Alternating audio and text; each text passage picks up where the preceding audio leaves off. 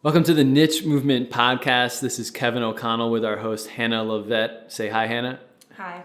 It's actually pronounced Levitt. We'll just start there. Same thing like I pronounce the Niche Movement. And I say niche. Yes. So for you fans out there, maybe you can have a little debate of whether it's niche or niche. I understand probably the correct pronunciation is niche, but my friend told me when I was starting this, she's like, you're trying to help them find their niche, and it just stuck. So even our producer back here, Dan, is trying to figure out if it's niche or niche, and he just said go with it. Right, Dan? So again, my name is Kevin O'Connell. I'm the founder of the Niche Movement, and basically a community of young professionals trying to help others find the work they love. And I started this podcast back in the summer of 2015, and I did about 5 or 6 episodes, and between work getting in the way, life getting in the way, and just kind of running out of momentum and motivation, it kind of fell to the wayside. But with the team here of Dan and Hannah and myself, we're actually looking to really bring it back to life. It could be anything from entrepreneurship, which is exactly what I'm going through right now. I'm a year and a half into my own venture, leaving my full-time job in October of 2014, to what we do. We are a digital storytelling agency, and we love telling stories through social media, photo, video, and other types of strategies, all the way to telling your stories of the ups and downs of your career, the ups and downs of job searching, networking, whatever it might be. Again, it kind of comes down to just figuring out life. And I think we can all agree that the three of us are all at different stages of life. And you would agree, Hannah, like we don't have it figured out, but we're somehow making it work, right? Ain't that the truth? Yes. And so we're talking into this microphone here, but we also do have a video that we're going to be putting up on YouTube. So for those watching on YouTube, thanks for joining in. And this first episode really comes back to circling back to what I just brought up, is me leaving a full-time job and talking about fear. And so these first few episodes really is going to be the influence of you, the audience, whoever picks up on this, whether it's our Niche Movement fans already, to whether it's somebody stumbling upon this on our website, through Twitter, through Facebook, through YouTube. The influence of you. You really can kind of share what you'd like to hear, who you like to hear from, the advice you'd like to hear in those kind of categories of entrepreneurship, social media, branding, job searching, career advice, because that's what we love talking about. That's what I love talking about. Yeah. So really this is more of a dialogue than a podcast, because we want to hear back from you guys. Yes, exactly. And so we figured what better way to start than coming up with a few different topics here. And we're going to start talking about fear, but really Hannah's going to kind of take over here. And really I'm going to try to be as candid and raw and as authentic as possible. And I think that's when we looked at all the different words that we wanted to be: transparent, raw, authentic, talking to millennials and Gen Y. That's what we're trying to achieve. And so I'm going to leave it to kind of pass over to Hannah, kind of introduce herself, as well as explain her role with the Niche Movement, as well as kind of kick this interview off. Alrighty. So the reason I'm here is because I really like photo and graphic design, and that is one great way to help people tell their story. So that's why I'm here, and I wanted to work with the Niche Movement because that's what they love to do. So that's why I'm here, and I'm curious as to why you're here. What made you decide to do this in the first place? It seems a little bit crazy. I mean... Yeah. So this is a good kind of starting off question. I think it even catches me a little off guard, because if you were to ask me 2 years ago, 10 years ago, or to when I was even a kid, I think the thought of doing something that's completely risky, where I don't know what my future holds, I don't know where my next paycheck's coming from, to I don't know the next person or organization I get to work with or help, that unknown part always grappled with me, and it still does. And so I think I'm here because, one, I love meeting people. I love helping others find their story, especially, and then telling their story. And so that could be through the social media digital side, or it could be just through the discovery of, hey, this is what I'm put on earth to supposed to be doing. That's kind of what we're doing at the Niche Movement. So I think that's why I'm here. And I like being able to share my advice to get it out there. So cool. So understandably, you can have a desire to want to do something, but that whole risk reward thing, it seems a little risky to just quit your job and start something new. So what factors actually led you to choose that it was the right time, that this was the right movement, that this was the right decision? Yeah. I mean, you mentioned that it kind of feels like you were put on this earth to tell people's stories, and that's really noble. But how did you overcome the fear of not knowing where your money's coming from, where your money's going, all that kind of stuff? Because that seems like real world problems. You know, I mean, first of all, I think having the ability to do something like this podcast and video cast is because it's something that I really haven't blogged about. It's something that I haven't put in the book that I wrote, because I was experiencing all this while I was putting out content and going out on my own. But to be honest, I think there were three really main factors. And I think the first one is I worked in student affairs and higher education at some great universities with some great college students, which inspired what I'm doing. And if you want to learn more about that, you can, for anybody listening or watching. But what I think really propelled it was that the 6 years I was at Rutgers University, I had a lot of peaks and valleys of loved what I did, didn't love what I did. Had a great supervisor, didn't have a great supervisor. There was just a lot of ebbs and flows. And it started growing to a point where I was there for about 6 years. I was the marketing and media director for the recreation department. And I created this amazing team and these students have gone on to do some amazing things, but the concepts and the mentality of what we were trying to do and break through and create this community at Rutgers University, I don't think it was really appreciated. The content and the way we were doing it, I don't think really was understood at that time in 2012, 13, 14. And so that was one factor, is that I started just having this angst of like, I can do bigger and better things. I started job searching, to be honest. The second part is your personal life. And I think we can all relate to that, whether it's your family, mom, dad, brothers, sisters, your partner, whatever it might be. My wife had an opportunity to take a brand new job, leave higher education, and we were supposed to move to Boston. And for a year and a half, we had our house on the market. And that was one of the most stressful times in our lives because trying to sell a house that we've only owned for a few years, trying to get out without, taking a hit and doing all these things, we just didn't know what we were doing. We were very young and immature, just didn't know how to sell a house. And so that grew on us. And I think the third thing is I also had success. And so this wasn't all negative, but I had success of teaching myself photo and video, having some wins at the job I was in, presenting at conferences, being asked for advice, picking up some freelance video photo gigs, and just realizing that I had something. And I really think the catalyst was that like last 2 months of my job, it was actually so painful and so tough that like there were things that I would print or put on the wall or look at my phone that kind of fueled me to just blog every day, put myself out there every day, and with the support of my wife and timing and really the courage to just be like, do it. And I had not only my wife, but my parents, I talked to them about it, talked to some of my best friends, and they were like, whatever you do, you got this. And I went into my boss's office one day. This was actually 10 days before we actually sold our house. And I went into my boss's office and I said, I'm giving my 2 weeks. I'm going to go out on my own. And those actually 2 weeks 2 to 3 weeks we were still in New Jersey. I landed my first client in New York City. Very small 3-month engagement. But like somehow the world just worked out. It wasn't a big thing, but it gave me just that much more, those next couple months and weeks of runway to just get down to DC and keep doing my thing. Cool. So a lot of factors. Yeah. So it sounds like not only was life and luck a factor, but it was just the decision to do it. So at some point you just kind of had to.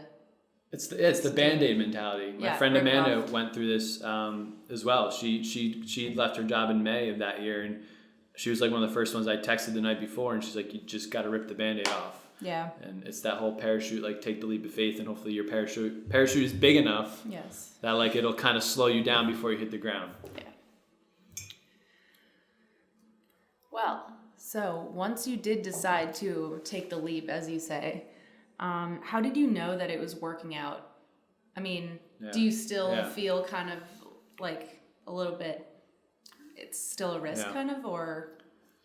Yeah, I mean, so it's a year and a half in, and for those of you who don't understand, like, so Hannah has only been with us for about a month and a half, 5 weeks, and she's a student at American University. So I've had interns, I've had contractors, part-time staff, but I still have that fear. I have that fear of going back to where's the next paycheck coming from? Where's the next project? Am I doing enough to put myself out there to get new business, to brand myself, to putting out content like this? So there's fear every day, but there's been a lot of wins that sometimes don't hit me until I'm in the moment. Yeah. And I think one of those was doing a project for George Washington University for their social entrepreneurship initiative, Lemonade Day DC. And I was for 3 months in the grind of working with them, capturing their story, doing a documentary, that it wasn't until like 3 weeks after their event that we actually aired this documentary in front of about 50 constituents across DC in Georgetown. that like I sat back and was like, I can put a stamp on that piece of work. And I did that on my own, with my own team, with my own resources and my own budget. And so that was those little wins like that I really think have to, to appreciate. So that's probably like what keeps you going. I know that one of our future episodes is going to be on motivation specifically, but so when you've decided to put yourself out there, what kind of validates it? And I guess it's little projects like that you don't realize until it's finished, because you kind of get to step back and say it's done. Yeah, it's easier to kind of look back in the past than it is to look ahead in the future, because you don't know what's coming. But it's the stuff that everything I've done in the past has seemed to make sense, the good and the bad and the indifferent. So yeah. So the future, definitely, that's something for me that I always find a little bit scary. That's something that creates a lot of fear for me, is the unknown. So how do you deal with just not knowing, like on a day-to-day basis, whether you could get the next big project or it could fall through the cracks kind of thing? Like, I mean, I know we encountered someone at Starbucks and it was just like a happenstance. They wanted to connect. So how do you know like what's going to work out, what isn't? So I think to answer that, Hannah, I think let's take a step back, right? Because Hannah and I have talked about this, where I think you said like your mother ran her own business while kind of raising you, and you always admire people like that, but you're also I don't know if I could do that. But I also would like to go back to and this is probably a lot of people hopefully listening, that it may not even just be entrepreneurship. It may just be, I'm in a job or I'm in college and I don't know what May looks like. I don't know what a year from, I took a new job. I don't know what 2 years look like. Because everybody asks like, what's your 5-year plan, 10-year plan? I never have. Yeah, personally. And you know what? I think that's sometimes the best advice. One of the people I interviewed for the book, Epa said, having a 5-year plan is sometimes the worst thing, because you don't realize the doors that are in front of you or the roads that you're going to go down. Because you're focusing on one. And I would totally agree with this. I wouldn't be here doing the work I'm doing now. But so I think from a non-entrepreneurship side, or how you can kind of put these two things together, is unknown is something that happens to everybody. It happens in our personal relationships. It happens in our professional relationships, in our jobs, in our careers. So I think one is just, again, why we started this podcast is just you have to be okay with it. We're all figuring out the unknown, the question mark. But I think the 2 or 3 things I think it comes down to is the world of us being able to put ourselves out there with a microphone, a device, a video camera, a Snapchat account.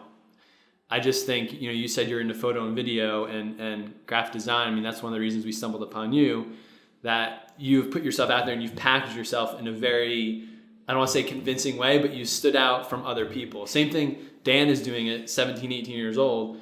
It's just too easy to do that. And I think some people get afraid to put themselves out there, whether it's website, podcast, Instagram, in person. So I think with the unknown, I think you just have to try to push your comfort zone a little bit and just chip away at like putting yourself out there, physically, digitally, whatever it might be. That's a good point. I know fear holds a lot of people back, and if you are held back, you can't experience all the wonders that business and entrepreneurship have to offer. So, and jobs too. Some of the job opportunities I've had have come from a random conversation or asking a question or meeting somebody. So. And I think that the word job kind of almost has a negative connotation now, because people think it's something you have to do 9 to 5. Mm-hmm. You have to hate it. You have to be miserable, when that's really not the case. And you have to have one of them. Exactly. So that's something you're trying to just like get away from, is that that's not what a job is. No. And I think not what a career is. Yeah. That is typical to be fearful of, to be like, oh my God, can I imagine myself making a living off of 2, 3, 4 jobs, or 2 jobs and a side hustle, 2 jobs and a part-time, so that's a whole nother fear in itself. That's a whole nother topic, as you alluded to. So add that to the notes. All right. So I think we've touched on most of the things that, fear and starting your own business. Of course, we're always open to people asking their own questions, because I'm sure we have not covered everything that everyone wants to know. But in terms of what we have here on the docket, what's the best advice you got when you were searching for that kind of validation, when you were going out there from either your parents or your wife or your friends? Sure. What was that one thing that you were like, oh, that really gives me the confidence to do this? Yeah. And there may not be one. No, I mean, I think that the two obviously are, I think, you look at your life of relationships and circles, you're the closest people. And again, that could be based on relationships, your parents, brothers, sisters, partner, coworkers, etc. But I remember going on vacation with my parents and my wife, and I kind of said this crazy idea, like, hey, I'm going to do a Kickstarter, try to raise enough money to get a runway of 3 months to write a book, and then look to, leave my job in the fall. And both my parents just said, wow, that's really cool. What are you working on? What are you doing? No, obviously there was a couple what ifs, but they knew that between my wife and I, we had our head on our shoulders. But I think the second thing, and we talked about this, and sort of from people that are maybe just stumbling upon on the niche movement, and myself, I do a lot of different things. I have probably about 4 to 5 to 6 different revenue streams, but the biggest piece of advice my wife kept telling me, Courtney, said, I just thought I had to put my eggs in the basket of the niche movement. And she said, Kev, you have something with the social media, digital storytelling side that people need, value, and will probably pay you for. And she's like, you just need one client, one project to keep taking you to the next step. And that's been my recipe of success. I'm trying to budget every 2 to 3 months. And she was the one who said, if you leave and we need to sell this house, we will figure it out. If you do this, and to this day, we had this conversation this weekend. So she's one of my big advocates, but that piece of advice is just chip away at one thing at a time. And like I said in the beginning, the world will work itself out. So, cool. Yeah. I'm also a believer in that. So serendipity, yeah. And you're going to hear a lot of that through this podcast. And I would really challenge you. I know there's going to be people out there that know me, know the niche movement, are followers. There's people that may are stumbling upon this, and I really hope they are. If you have that story of serendipity or that luck or that you pulled on yourself and put yourself out there and the world helped you, I think we'd all love to hear that story, or for you to tweet us, get in touch with us. We'd love to interview you. But these are the things that I think we pride ourselves on, is the more you put yourself out there and struggle, the more the world will work itself out if you're good at what you're doing. So yeah, so it truly is like a risk and reward kind of thing. You have to risk, but you got to put the work in. Yeah. Cool. Well, this has been very informative. Cool.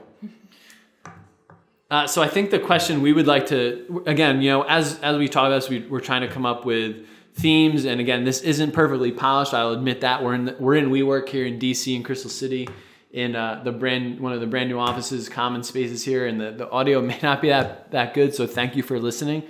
But really, we're trying to come up with a cadence and a theme here. But I think the one thing that I would like to leave with and to hear from you is because I think we always need to look at the positive and we need to look at things we can improve on.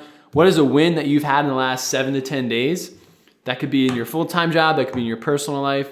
Some goals you're trying to hit. What is a win? It could be small or big.